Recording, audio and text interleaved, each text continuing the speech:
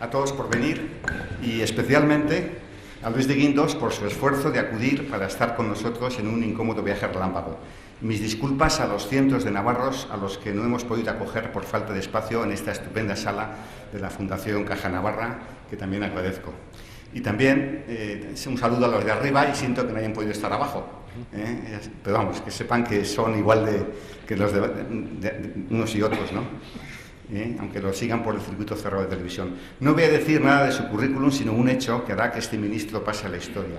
Fue la persona clave que evitó que España tuviera que ser rescatada. Su habilidad y credibilidad personal en Bruselas, de las que he sido testigo directo, fueron esenciales para evitar un rescate que parecía ya decidido. Es la tercera vez que Luis de Guindos ha accedido a una invitación de civismo, algo que constituye un gesto de amistad a Navarra, a mi persona y a la causa que representa nuestro think tank, el fomento de la libertad y de la sociedad civil. Estos retos resultan ahora esenciales al tener Navarra un gobierno conformado por radicales populistas y nacionalistas, cuyo primer efecto es el deterioro en la confianza económica y en la seguridad jurídica de la comunidad foral. Por ejemplo, en el segundo semestre de 2015 han sido más empresas las que se han marchado que las que han venido. Además, son previsibles un padrón inversor y una inmigración de contribuyentes que escapan a Madrid y aquí cerca, a La Rioja y al País Vasco, para evitar una reforma tributaria que en algunos casos resulta confiscatoria, especialmente el impuesto al patrimonio. Tras advertir que en esta ocasión nuestro personal comienza ya mismo a suscitarles preguntas, o sea, como va a hablar el ministro muy poquito, yo creo que habrá un par de personas que pasarán para que hagan preguntas por escrito, como es nuestra costumbre, y las que haya tiempo serán respondidas por el ministro. Pueden hacer, yo pensaba que nada más el ministro quería responder preguntas absolutamente económicas. Pueden también hacer otro tipo de preguntas, si bien quiero decirles que el ministro es independiente y no está afiliado a ningún partido político.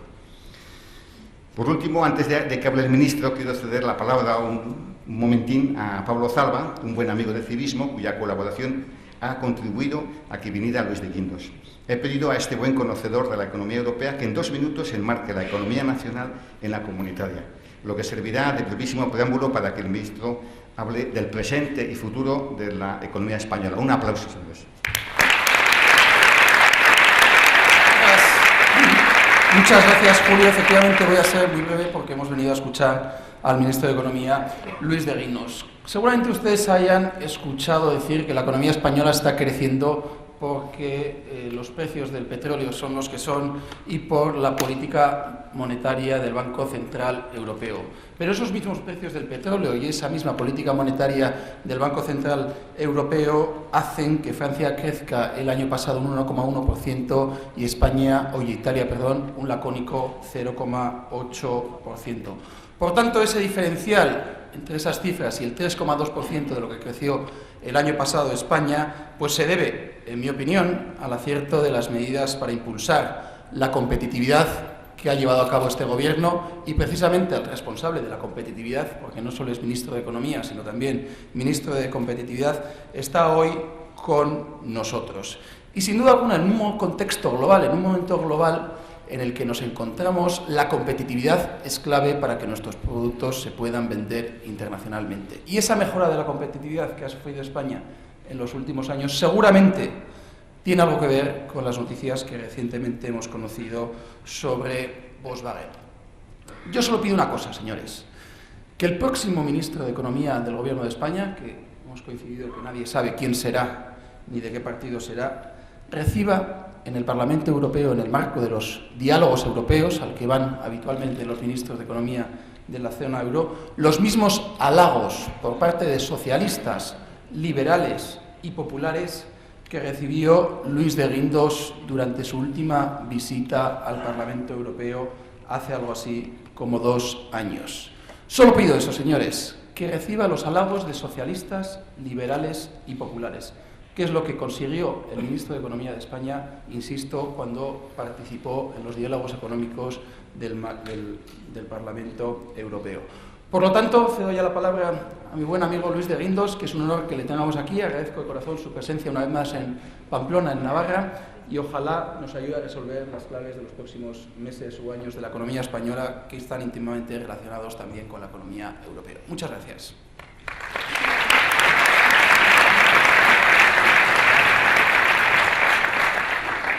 Te ¿Qué hay? Buenos días a todos. Es para mí de verdad un honor y un placer estar aquí con todos ustedes.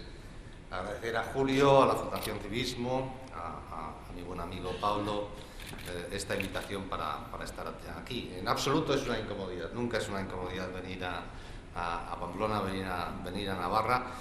Lo único, tengo que volver al mediodía, ¿no? Si no, me hubieran quedado encantado a comer aquí porque se come maravillosamente bien y con todo rodeado de buenos amigos. Como decía antes Julio, sí, yo no estoy afiliado al Partido Popular, pero soy ministro de un gobierno del Partido Popular presidido por Mariano Rajoy, de lo cual estoy orgullosísimo. Y lo quiero decir aquí, es decir, porque a veces, si no, confundimos aquí un poquito las cosas.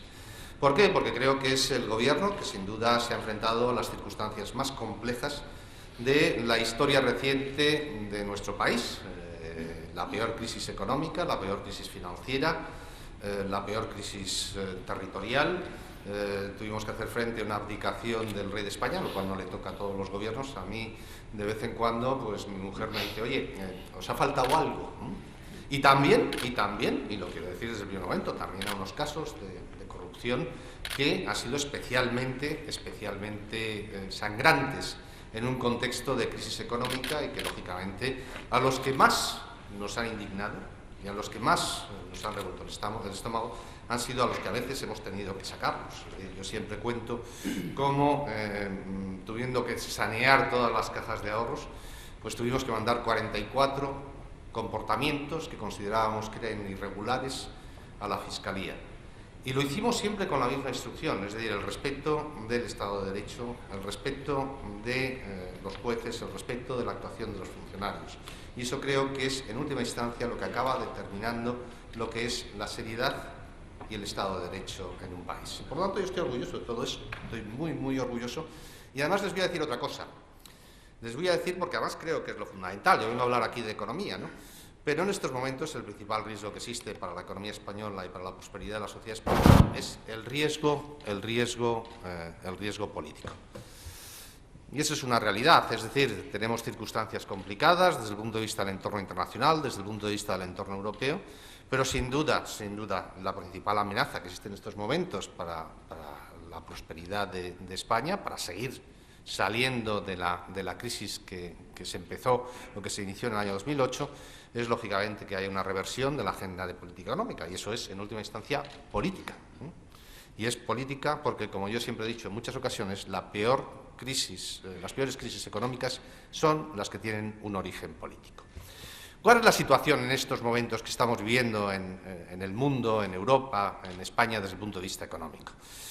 Bueno, han visto ustedes que desde el inicio de este año ha habido muchísima incertidumbre en los mercados de capitales, ha habido muchísimas inquietudes, las bolsas han bajado, ha habido incluso dudas sobre un montón de bancos que nos hubiera parecido prácticamente inaudito, ¿no? Que nos hubieran dicho que tal vez el banco alemán más fuerte pues se iba a haber sometido a incertidumbres, a inquietudes, a la evolución del mercado, como lo que ha ocurrido en los últimos días. ¿Por qué es esto?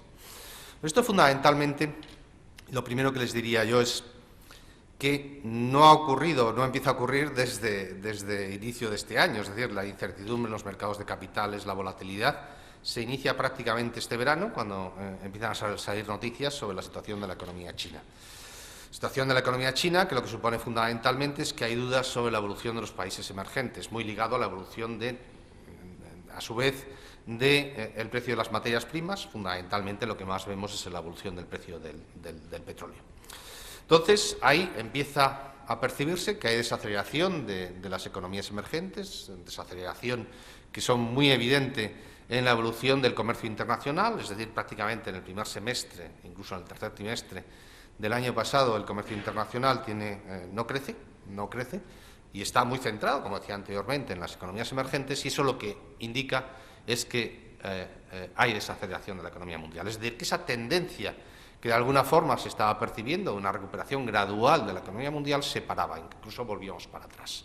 Y que esa recuperación no era un crecimiento que iba a ser mediocre, y que era un crecimiento, además, centrado, como decía anteriormente, en los mercados emergentes, pero que antes o después se iba a extender también a las economías desarrolladas. Y eso empieza a ocurrir, es decir, empieza a ocurrir porque los datos que vamos viendo, por ejemplo, de crecimiento en Europa, pues antes los comentaba anteriormente Pablo, pues no son buenos. Se empieza incluso los indicadores adelantados en Europa, es decir, todo lo que tiene que ver con producción industrial, con evolución de exportaciones, empieza a ponerse de manifiesto que hay una desaceleración y eso está ligado, como decía anteriormente, al comercio internacional y a una percepción cada vez de menor crecimiento de la economía mundial.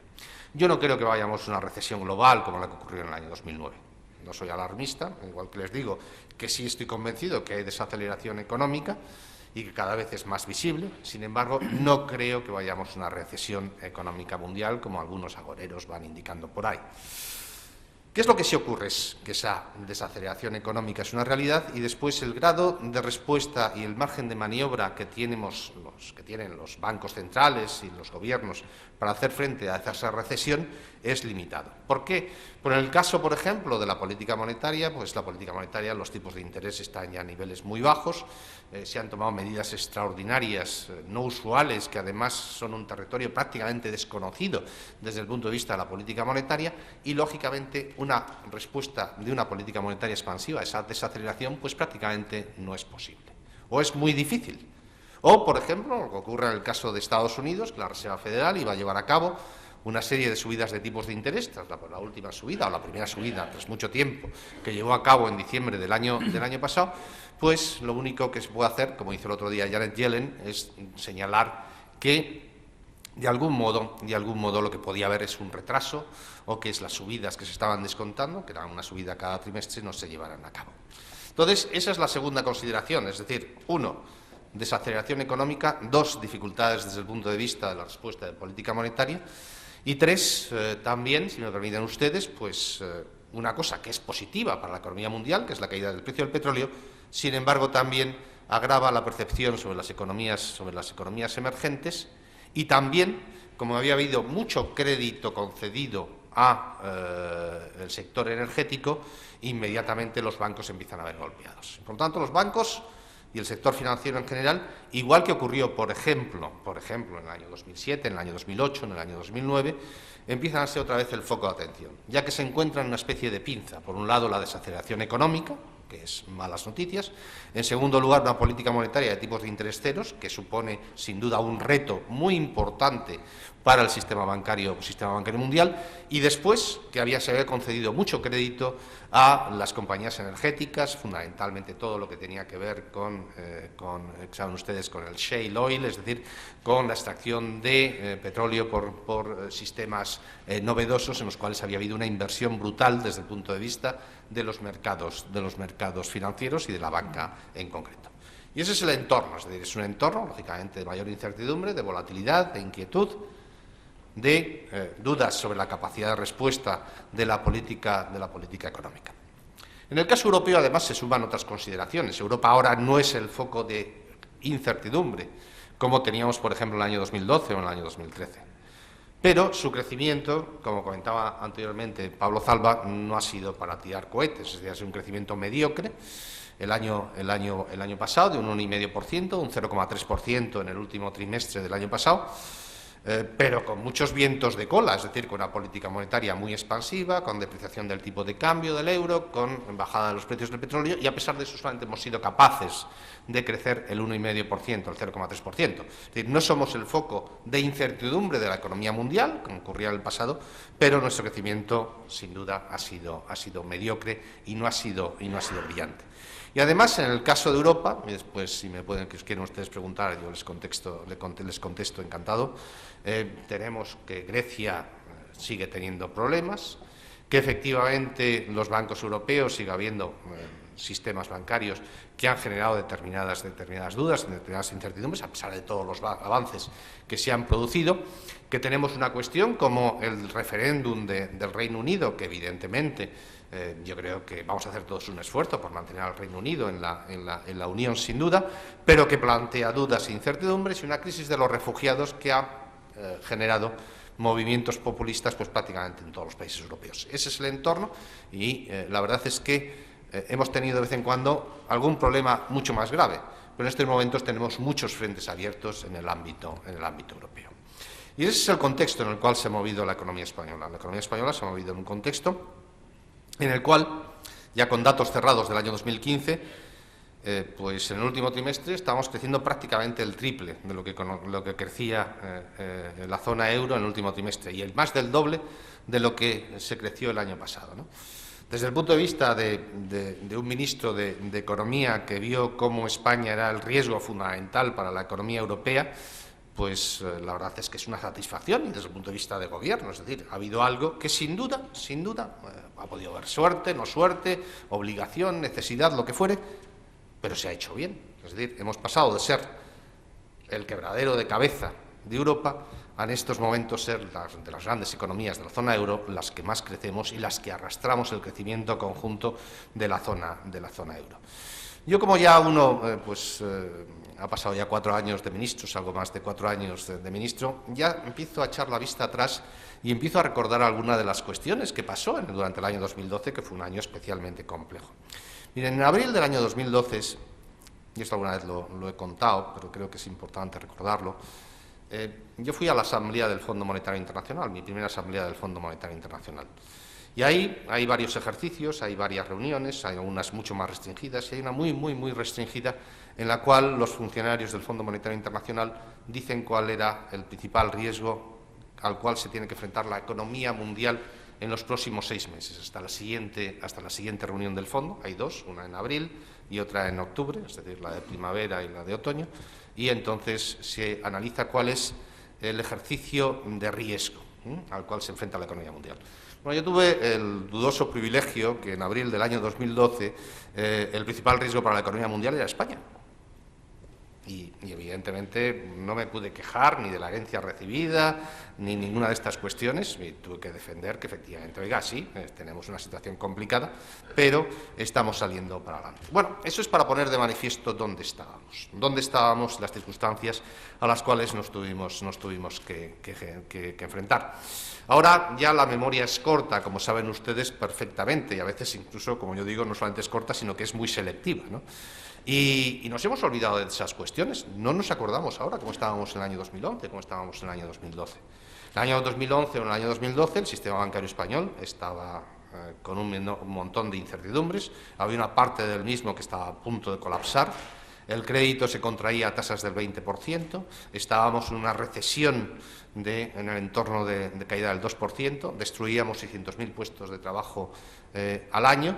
Nadie se creía en nuestras cuentas. Teníamos un déficit público por encima del 9%, un incremento del ratio de deuda pública PIB a una velocidad exponencial. Bueno, después de 4 años la economía española ha crecido por encima claramente del 3%. En estos momentos está creciendo próximo al 3,5% en términos anuales.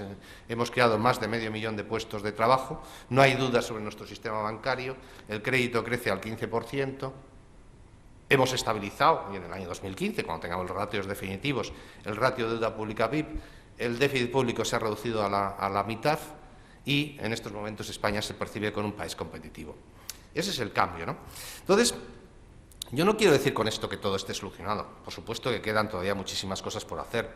Por supuesto que todavía la economía española es vulnerable. Tenemos todavía un nivel de endeudamiento muy alto, pero el nivel de endeudamiento se ha reducido en el sector privado, el sector inmobiliario se ha estabilizado, es decir, empieza a haber más transacciones y evolución de precios moderadamente al alza. El sistema bancario no genera incertidumbres, aunque siempre hay desafíos, la rentabilidad, los tipos cero, etcétera, etcétera, etcétera, etcétera, y la economía española crece claramente por encima de la media y está generando empleo.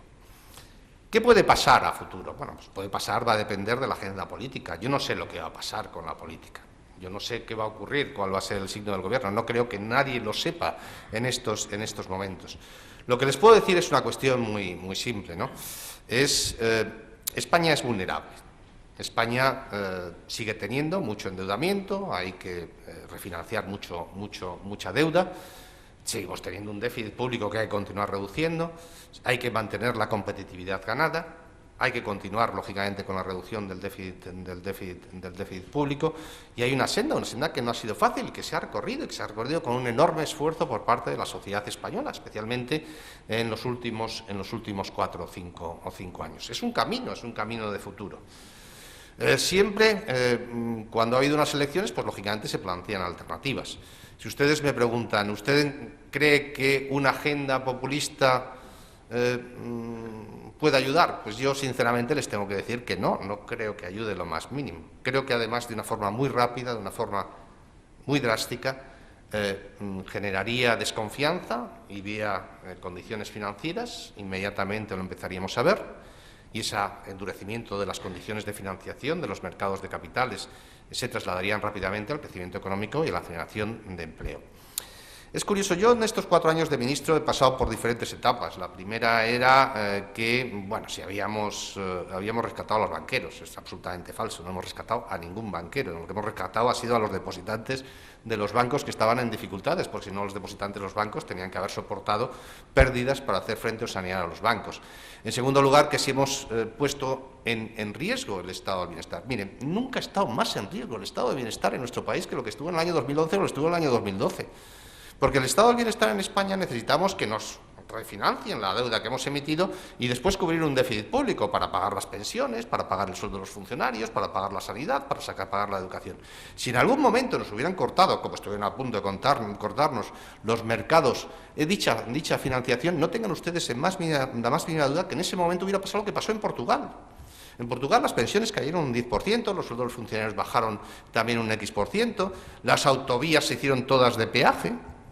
Se instauró de forma generalizada el copago en todas las administraciones públicas, en la sanidad y en la educación. Por otro lado, también tuvieron que llevar a cabo subidas intensísimas de impuestos. Miren ustedes cuál es el nivel de IRPF en estos momentos en Portugal o el nivel del IVA. Esas son las cuestiones que nos hubieran impuesto al respecto y eso se evitó. Y a partir de ahí empieza la recuperación de la economía española, la recuperación de la confianza. Yo lo que espero es la sensatez de todo el mundo, espero la sensatez, porque evidentemente, y esto se lo vuelvo a repetir, la economía española es vulnerable por su endeudamiento, es vulnerable porque todavía tenemos más de un 20% de paro y esa es una realidad. Y por lo tanto, cualquier agenda incorrecta de política económica lo puede echar atrás. Y esto, si me permiten ustedes, la evolución de la economía española va a ser binaria. O continuamos con un crecimiento en torno del 3%, o volvemos a la casilla de salida. Y yo creo que nadie con sentido común querrá que volvamos a la casilla de salida. Muchísimas gracias.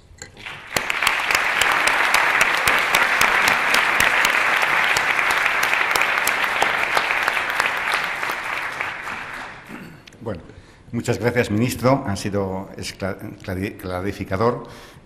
Quiero advertir que a la 1:30 en punto el ministro se tiene que ir y porque si no, no coge el avión. O sea, que lo digo para que el tiempo que tenemos es el que tenemos, ¿no? Bien, voy a hacer aquí algunas preguntas. ¿Cómo se pueden liderar grandes reformas que aseguren la prosperidad futura si tenemos una enorme desconfianza en nuestros políticos? Aquí tiran con bala. No sé por qué. También piense en la circunstancia navarra, que aquí vivimos aquí, ¿no? Sí. No solo la nacional. Yo en estas cuestiones, fíjense, yo no estoy afiliado a ningún partido político, lo decía anteriormente, lo comentabas anteriormente, Julio, ¿no? Pero hay una cuestión que sí me preocupa, es la descalificación absoluta de la clase política. Es decir, ojo, que ese es el paso previo a algo que puede ser mucho peor. Es decir, es el paso previo a la descalificación de la democracia. Por lo tanto, tengamos cuidado también con... ha habido casos de corrupción, de agendas equivocadas, todo lo que querramos al respecto. Pero ojo con las descalificaciones generalizadas a la clase política porque, evidentemente, la política es una profesión que puede ser tan honesta, tan limpia y tan generosa como cualquier otra.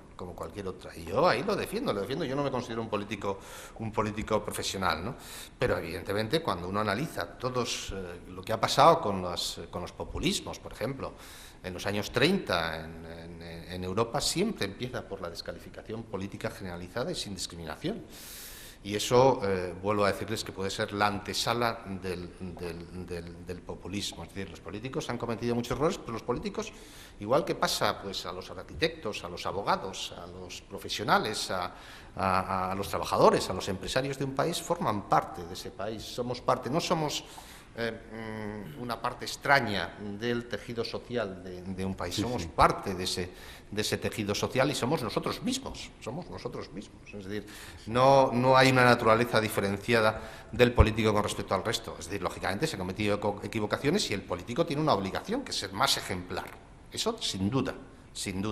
Pero las descalificaciones, yo no creo que España sea un país estructuralmente corrupto en absoluto. Hay casos que han sido deleznables, que nos revuelven a todos el estómago, sin duda, y especialmente en una crisis económica, en una crisis financiera. Pero España no es un país estructuralmente corrupto, me niego. Porque además, vuelvo a repetirles, es decir, ese es el paso previo de lo que utilizan los populismos para descalificar y para buscar otro tipo de corrupciones estructurales, si me permite usted la expresión. Y por lo tanto, eso es lo que hay, esa es la primera cuestión. Es decir, la clase política ha cometido errores, como se han cometido muchos errores, pero también ha tenido aciertos. Y por lo tanto, si existe desconfianza con respecto a los políticos, pues habrá que pensar que para eso está el sistema democrático, que lo que hace es, lógicamente, renovar y que nos permite tener una voz. Lo que sería terrorífico sería que empezáramos a minar los fundamentos del sistema de libertades y del sistema democrático. Ahí sí que estaríamos ya entrando en otro territorio mucho más peligroso y mucho más difícil. A partir de ahí, vamos a ver, este país ha hecho muchísimas cosas los últimos años. Es decir, yo antes lo ponía de manifiesto, es decir, nosotros en el año 2012 éramos la gran amenaza de la economía mundial. Y ahora, sin embargo, pues estamos creciendo por encima. Y eso es el esfuerzo de la sociedad española, es decir, el esfuerzo de los empresarios, de los trabajadores, de los funcionarios, de los gobiernos, de todo. Y por lo tanto, eso lo que pone de manifiesto es que, a pesar de que se han cometido errores, también ha habido aciertos. Y esos aciertos son los que hay que intentar mantener a futuro. Yo creo que queda claro. Muy bien. Ya que has nombrado ministro la corrupción, ¿qué balance haces de la operación Bankia? Además, yo creo que le honra al ministro el que fue él, el que las tarjetas Black fue el primero que incidió para que qué pasaba ahí, ¿no? No, yo no quiero personalismos, no quiero protagonismos de ningún tipo. Vamos a ver, porque esto lógicamente no es la labor de una persona, sino que es otra cuestión. Vamos a ver, el sistema bancario español en el año 2011 tenía una serie de problemas muy específicos y muy concretos. En primer lugar, no tenía bien valorados, tenía una exposición enorme al sector inmobiliario y no había provisiones suficientes. Lo primero que hizo el Gobierno fue obligar a que la banca provisionara 86.000 millones de euros que salen de sus beneficios para cubrir esos riesgos inmobiliarios. Recuerdo que eso fue el primer decreto de incremento de las provisiones, que se hizo a principios de febrero, cuando también bajamos las remuneraciones de todas las cajas de ahorros, antiguas cajas de ahorros, de los directivos de las cajas de ahorros, que tenían ayuda pública. Yo, como ya me dedico a ver los papeles del pasado, me acuerdo, porque más es público, pues es que estoy contando no es nada, la verdad es que a veces nos olvidamos de las cosas, ¿no? Pero el Consejo de Ministros pidió al Banco de España un informe sobre las remuneraciones de los cajeros.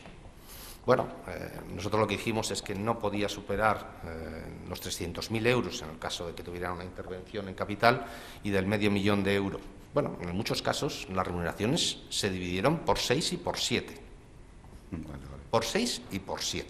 ¿No? Es decir, y por supuesto separaron todo el tema de las indemnizaciones que se estaban pagando en ese momento y de las pensiones, etcétera, etcétera, etcétera, etcétera. Pero bueno, ese era el primer problema, era el tema de las provisiones. En segundo lugar, teníamos, lógicamente, pues agujeros muy específicos y muy concretos. Es decir, tuvimos que nacionalizar 3 cajas de ahorros, tuvimos que nacionalizar. Antes el gobierno socialista había intervenido a otras, ¿no? Pero vamos, no las voy a citar aquí. Entonces tuvimos que nacionalizar Bankia, tuvimos que nacionalizar Catalunya Caixa y tuvimos que nacionalizar las antiguas cajas gallegas, que se llamaban Caixa Galicia. Y la que más, en términos relativos, las que más ayuda recibió fue Catalunya Caixa. A veces se habla mucho de los 22.000 millones de euros de Bankia, pero las que más ayuda recibió, en términos relativos, porque era mucho más pequeño, que recibió 12.000 millones de euros de ayudas, fue Catalunya Caixa, la que tenía el agujero, en términos relativos, más grande, ¿no?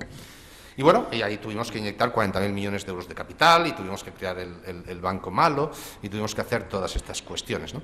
Y eso se hace a través de una institución que depende del Ministerio de Economía, que se llama el FROP, que es el Fondo de Resolución Ordenada Bancaria.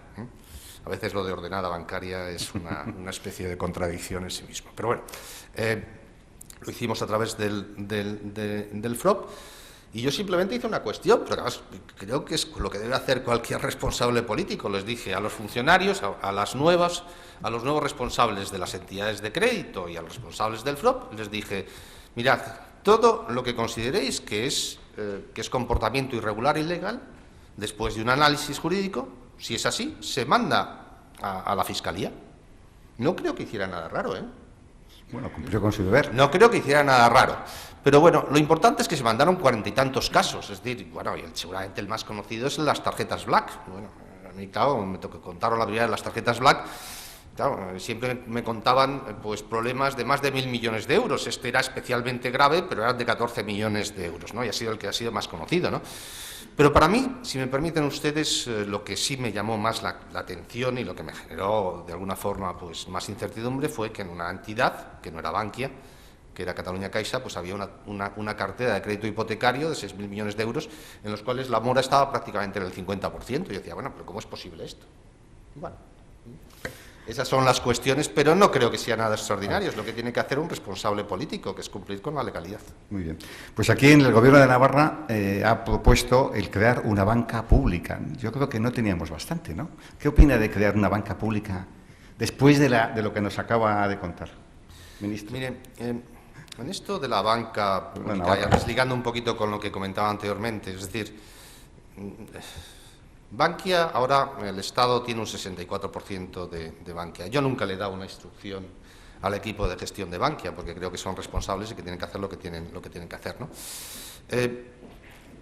Es curioso, ¿no?, que es ahora cuando efectivamente Bankia pues, está controlada por el Estado, es cuando menos interferencia política ha tenido, yo lo digo. Es decir, antes, cuando eran las antiguas cajas de ahorros, como saben ustedes, había bastante interferencia política, en algunas de ellas, no en todas, en algunas de ellas, que además han sido las que peor fueron. Es decir, que en eso siempre hay una relación. Por lo tanto, mire, para mí la satisfacción es que las tarjetas Black desaparecieron cuando se nacionalizó la entidad y llegaron los nuevos gestores. Eso es lo importante, y todas las prácticas irregulares desaparecieron en ese momento. La banca pública, Bankia se tendrá que privatizar con prudencia, porque tenemos que venderla y tenemos que recuperar las ayudas recibidas. Está bien gestionada, está ayudando a la recuperación de la economía española, y eso es lo importante, ¿no? Y la banca pública no tiene demasiado sentido. Lo que tiene que hacer es tienes que tener un sistema bancario saneado, sin interferencias políticas, y que dé crédito, que es lo que está ocurriendo en estos momentos. Hay bastantes preguntas. ¿Son compatibles las medidas económicas que propone Podemos con las reglas del euro y las bases de la Unión Europea? ¿O por el contrario hay que echarse a correr? Porque si gobiernan esto va a ser incompatible y Europa se puede enfadar con nosotros. No, pero vamos a ver, Julio, yo lo que no voy a hacer es consideraciones específicas y concretas, y yo creo que se me va a entender todo sin hablar de anécdotas específicas. Vamos a ver, nosotros estamos en la zona euro. La zona euro tiene muchísimas ventajas porque somos una zona de estabilidad económica, tenemos una moneda fuerte, tenemos además un marco de política económica que tenemos que respetar. Es decir, nosotros hemos cedido muchísima soberanía a Bruselas. Pablo Zalba lo sabe perfectamente, él está en la Comisión de Economía del Parlamento Europeo y sabe que efectivamente hay responsabilidad económica en la zona euro, porque hemos cedido soberanía, es decir, la creación del Banco Central Europeo, la unión bancaria, todo lo que supone es ceder responsabilidad y soberanía, ¿no?, en última instancia, a las entidades europeas, y ahí hay marcos de actuación. El marco de actuación es que tienes unas reglas de la política fiscal, es decir, no puedes hacer lo que quieras con tu déficit público, ni puedes hacer lo que quieras con las medidas de política económica. El problema de la zona euro y por lo que se desata la crisis es porque se combinan dos crisis, o dos comportamientos, o dos evoluciones inadecuadas. Es una pérdida de competitividad fuerte, que por ejemplo es el caso de España, de Grecia, de Portugal, incluso de Italia, es decir, se pierde muchísima competitividad en los años anteriores al inicio de la crisis, y después, en segundo lugar, una falta de disciplina fiscal, que además están interrelacionadas las dos. Lo que se ha hecho en los últimos años ha sido, uno, poner normas más estrictas desde el punto de vista de cumplimiento de déficit público, y dos, también normas más estrictas para que la política económica lleve a convergencias desde el punto de vista de competitividad, y que no sean esas divergencias de competitividad que generaban que unos países tenían superávits de balanza de pagos y otros, como nosotros, llegamos a tener un déficit de la cuenta corriente de balanza de pagos del 10%. Ese era un resumen de todos los problemas acumulados que había en España. Y ahí nos comprometemos y existen procedimientos de supervisión al respecto. Entonces, si una política económica va dirigida a aumentar irresponsablemente el gasto público, a incrementar en consonancia y en consecuencia el déficit público y a tomar medidas que limitan tu competitividad, entonces estás violando las reglas de la zona euro. E inmediatamente se te pueden poner en marcha los mecanismos de vigilancia y de autodefensa que tiene la zona euro. De cualquier forma, yo les diría una cuestión. No se puede confiar de un modo pues prácticamente, yo diría, ingenuo en dichos mecanismos, porque dichos mecanismos acaban funcionando, pero no evitan que se puedan tomar las decisiones equivocadas. Con eso lo que quiero decir es una cuestión muy simple, es decir, lo que no hagamos nosotros aquí, no nos lo van a hacer desde Europa. Eso es, desde Europa pueden actuar posteriormente, podrán llegar posteriormente, nos podrán decir, oye, ten cuidado con el déficit público, ten cuidado con esta cuestión, te podrán aplicar los mecanismos, pero siempre a posteriori. Por lo tanto, yo lo que pediría, creo que es lo fundamental, que como no seamos nosotros mismos capaces de poner en orden nuestra casa, no debemos esperar que los de fuera vengan a ponernos en orden nuestra casa. Sí. ¿Qué medidas concretas de la actual legislatura son fundamentales para que España se deben mantener para que España no vuelva a retroceder? Yo creo que hay... las reformas que hay que hacer en España, el ajuste fiscal que hay en España no tiene nada que ver con el año 2012. Es decir, las reformas que quedan son reformas de segunda generación. Es decir, en el año 2012 tuvimos que reducir el déficit público en medio de una recesión de una forma importante, tuvimos que subir impuestos y recortar gastos, tuvimos que sanear la banca, pues prácticamente como estábamos operando, pues a un enfermo que estaba en el límite, tuvimos que hacer una reforma fiscal, tuvimos que liberalizar los mercados de bienes y servicios, etcétera, etcétera. Lo que hay que hacer ahora es, uno, no revertir las reformas que se han llevado a cabo, no dar marcha atrás, porque eso automáticamente y de forma muy rápida nos llevaría, como decía anteriormente, a la casilla de salida, que era el año 2011, ¿no? Es decir, al borde de la intervención, independientemente que ahora también Europa tiene más mecanismos de salvaguardia. Tenemos una unión bancaria, tenemos ya creado el fondo de rescate, etcétera, etcétera, etcétera. Después, revertir la reforma laboral sería un error. Otra cuestión es completar y perfeccionar la reforma laboral. Eso, por supuesto, que se puede hacer.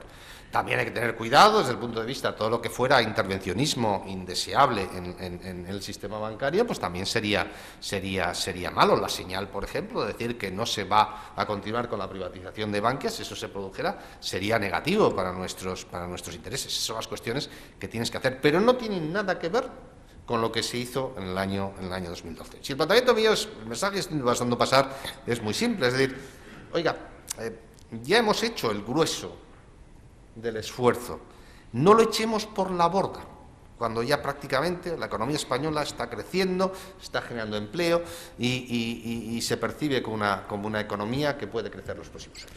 ¿No le parece que el Partido Popular en el gobierno ha hecho muchas cosas bien, pero las ha vendido muy mal? ¿No le parece que los otros partidos utilizan mejor pedagogía? No lo sé, puede que sí, no lo sé. Es decir, que estas cuestiones, cuando estás metido en la vorágine, pues esto es siempre algo que se dice, ¿no? Si lo has hecho bien, pero lo has vendido mal. Yo creo que la sociedad española es mucho más inteligente, mucho más, conoce muchísimo mejor la realidad de lo que algunos piensan, ¿no? Y yo creo que, vamos a ver, el Partido Popular a veces lo olvidamos, es decir, oye, ganó las elecciones del 20 de diciembre con 1.700.000 y pico votos de diferencia sobre el Partido Socialista. Es decir, a veces es que ya perdemos un poquito la referencia, ¿no? Y vuelvo a repetirles, oye, con casos de corrupción que muchas veces venían del pasado, pero que a veces es difícil distinguir de cuándo venían, con crisis territoriales, con una crisis profundísima que es difícil de explicar, claro. Es difícil de explicar a los españoles por qué hay que meter 40.000 millones de euros en el sistema bancario. Y bueno, yo lo intento y digo, pues decía, oiga, mire, es que la alternativa es mucho peor. Es que la alternativa es haber generado una desconfianza brutal, es decir, es haber obligado a los depositantes a que asumieran pérdidas y haber generado un efecto dominó de desconfianza. Y la crisis, a lo mejor, en vez de haber sido una caída del PIB del 2%, hubiera sido una caída del PIB del 10%, ¿no? Es decir, esas cuestiones hay que explicarlas, pero no son fáciles de explicar. Pero yo creo que la sociedad española es mucho más madura y mucho más inteligente de lo que parece. Enhorabuena por la gran labor que ha hecho estos años. Pregunta, ¿qué reforma le habría gustado hacer y se ha quedado pendiente? Bueno, siempre hay cosas, por eso yo en estas cuestiones, miren, es decir, una cosa que he aprendido de la política es que la autocrítica se tiene que hacer de puertas para adentro, ¿no? Porque ya suficientemente, ya tus rivales políticos ya te dicen un montón de cosas. Entonces eso, por supuesto que teníamos que haber hecho otras cosas en algunas cuestiones, pues por supuesto que sí. Yo esto lo digo, es decir, que a lo mejor en diciembre del año 11 pues no teníamos que haber subido el IRPF, bueno, era una situación muy difícil. Pues puede que sí, es decir, no teníamos que haber hecho el IRPF. A mí siempre me dicen lo de la amnistía fiscal, y las amnistías fiscales tienen pros, contras, como todo en esa vida, pero en ese momento hay que tener en cuenta, miren, nosotros nos hemos movido durante mucho tiempo en el entorno del mal menor, es decir, todas las alternativas que teníamos eran complejísimas, y lo que intentábamos buscar era aquella alternativa que tenía el menor coste a corto plazo y que producía a medio plazo el mejor efecto, y algo ha debido hacerse bien. Porque si no, la economía española no estaría creciendo por encima del 3. Hay gente que dice, no, es el petróleo, tal. Bueno, el petróleo juega para todos, igual que la política monetaria. Hay gente que te dice, no, es que la caída de España había sido más intensa. Bueno, también fue verdad en la primera. Es decir, la diferencia durante la crisis de España, si me permiten ustedes la referencia, es decir, la crisis empieza en España en el año 2008, como empieza para todo el mundo. Y cae el PIB, como cae el conjunto de la zona euro. Caemos menos, aunque destruimos mucho más empleo, el PIB que en la zona euro, y la diferencia está fundamentalmente que en la época de los brotes verdes no era verdad, los brotes verdes estaban surgiendo en Europa, en España no surgían. Es decir, España nunca tuvo recuperación en el año 2010 ni en el año 2009, es decir, nunca llegamos a tener tasas de crecimiento positivas. Empezaron a mediados del año 13. Ahí, a partir de ahí sí empezó. Pero evidentemente no fue porque hubiera caído más la economía española y por lo tanto tenía que rebotar con más intensidad. No, porque eso no ocurrió en el año 2010. Dos preguntitas que, si se responden con brevedad mejor. ¿Cómo valora la incertidumbre política que está viviendo España? ¿Preocupa en Europa? ¿Puede afectar la inversión? Y una pregunta relacionada, ¿puede la incertidumbre política española poner en riesgo el crecimiento de la zona euro? En estos momentos no hay ningún indicador de economía real que señale que la economía española se está desacelerando. Es decir, hemos entrado con un crecimiento alto en el año 2016. Yo creo que el crecimiento del primer trimestre del año 2016 va a ser muy parecido al del último trimestre, es decir, que es un crecimiento que es muy superior al de la zona euro. No hay ningún indicador real disponible, incluso los adelantados indican que efectivamente hemos entrado con una velocidad de crecero en torno del 3,5%. ¿Qué es lo que ocurre? Yo siempre digo lo mismo, vamos a ver. El riesgo no solamente es que lo mejor sería tener rápidamente un gobierno, pero un gobierno estable, un gobierno además que tuviera capacidad para gobernar y que además tenga la agenda correcta. tener un gobierno estable con la agenda de política económica correcta, pues a lo mejor es mejor quedarse con la incertidumbre actual, ¿no? Porque efectivamente eso sería lo que efectivamente en ese momento sí nos penalizaría a la economía española. Pero no hay ningún indicador ahora disponible de desaceleración de la economía española. Hombre, hay indicaciones, hay planteamientos, hay que te dicen, ¿no? Y hay proyectos de inversión que están esperando a ver qué es lo que ocurre o lo que no ocurre. Se pueden haber tomado decisiones desde el punto de vista de contratación, que a lo mejor se están esperando a ver cómo se resuelve la incertidumbre, pero en estos momentos no hay ningún indicador real de desaceleración, lo cual pone en manifiesto la fortaleza que traíamos, ¿no? Aunque el entorno, vuelvo a repetir, no es el ideal. Precisamente del entorno hay una pregunta. ¿Podrá España crecer al 3% en un escenario de caída de la economía global y contención saludable interna, añadido a una tasa de paro muy elevada? Bueno, la tasa de paro elevada, al revés, eso es decir, es lo que sé que tiene que ser el elemento fundamental para crecer rápido, porque tienes que reducir la tasa de paro, ¿no? Y lo que te reduce la tasa de paro es el crecimiento económico. Si no hay crecimiento económico, no se reduce el paro ni se crea empleo, ¿no? Al 3% este año, sí se puede crecer perfectamente. Hemos entrado con una velocidad de crecimiento del 3,5%, con muchísima inercia y con fuerza. El primer trimestre va a ser muy parecido al último trimestre, es decir, va a ser 0,8%. Para que no se creciera al 3%, nos teníamos que ir a una desaceleración muy profunda de la economía global. De la economía española. Sí, de la economía española. Miren, en los próximos días vamos a tener los datos de exportaciones, ¿no? Y lo que nos van a indicar los datos de exportaciones del año 2015 es que España, en Europa, tras Alemania, ha sido la economía que más ha hecho crecer sus exportaciones. Sí, pero... Entonces, vuelvo a repetirlo, es decir, hombre, no es una desaceleración económica en el mundo, no es lo ideal, pero también tenemos otras ventajas. Tenemos el tema del precio del petróleo, que para España es muy bueno, tenemos la cuestión de los bajos tipos de interés, tenemos las reformas realizadas. Este año sería, yo creo que, fíjese lo que le digo, al revés, si no tuviéramos incertidumbre política, yo antes no he sido alarmista en absoluto, pero como siempre me voy a ver cuál es la alternativa, es decir, los economistas tenemos de vez en cuando una manía, que siempre hablamos del coste de oportunidad, es de lo que hubiera pasado, sí. Y si nosotros no tuviéramos incertidumbre política, yo estoy convencido que este año sería mejor que el año pasado, a pesar de la incertidumbre global. Vale, perfectamente. Bueno, aquí hay unas pequeñas preguntas de que por qué Cataluña no puede tener un concierto económico similar al de Navarra o País Vasco. No es una pregunta. Es la Constitución española. Yo saben que siempre he defendido el concierto del País Vasco y de Navarra. Fue una elección y fue un planteamiento, ¿no? que se hizo en su momento, ¿no? Y es la Constitución española, ¿no? Eso no se olvide, el gobierno lo ha dicho, el gobierno anterior lo dijo.